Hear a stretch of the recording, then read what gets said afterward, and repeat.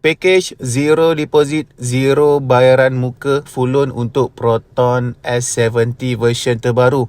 1.5 turbo, 4 silinder, timing chain yang terbaru ni engine lebih power berbanding version lama punya Proton S70. Dan kita buka package ni sebab kita nak pemudahkan urusan customer untuk berjaya memiliki sebuah Proton S70 idaman. Tanpa mengeluarkan modal 1 sen pun, ambil kereta Proton S70 anda hari ini. Bayaran bulanan bermula sebulan selepas dapat kereta. Sebab kita faham tak semua rakyat Malaysia mampu untuk bayar down payment ataupun bayaran muka 10%. Lebih kurang 8 ke 9 ribu ringgit. Agak tinggi tu. Jadi kita buka package ni untuk pemudahkan dan kita nak bantu rakyat Malaysia agar berjaya memiliki kereta Proton idaman. Untuk apply package ni, anda mesti mempunyai dokumen-dokumen yang lengkap.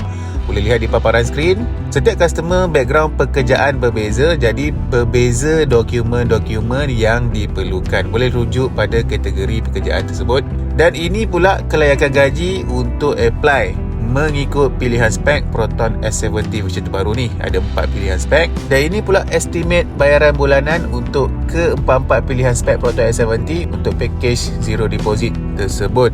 Saya attach di sini, ini adalah perbezaan ke-4 pilihan spek, perbezaan dia punya features, accessories dan juga safety features. Boleh lihat di paparan skrin. Kalau gambar ini kurang jelas, anda boleh WhatsApp saya, nanti saya akan send yang PDF HD punya, so senang untuk zoom. Dan ini saya attach business card saya, boleh screenshot dan hubungi saya segera. Proton S70 MC version terbaru bakal menjadi milik anda. Assalamualaikum. Baca zero deposit, zero bayaran muka, full loan cash untuk anda rakyat Malaysia. Untuk Proton Saga, Proton S70, juga Proton X50, X70 dan X nanti. Kami buka package ini kerana ingin bantu anda semua.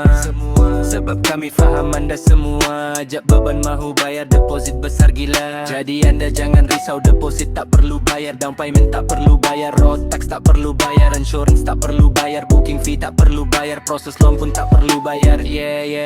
Ambil kereta Proton anda hari ini, tak perlu bayar apa-apa, hati happy. Bulan depan baru mula potong gaji, tak rasa beban, tak rasa sakit hati. Ambil kereta Proton anda hari ini, tak perlu bayar apa-apa, hati happy. Duit saving jangan dikacau, baru hati anda tak rasa risau. Pakai zero deposit, zero bayaran muka.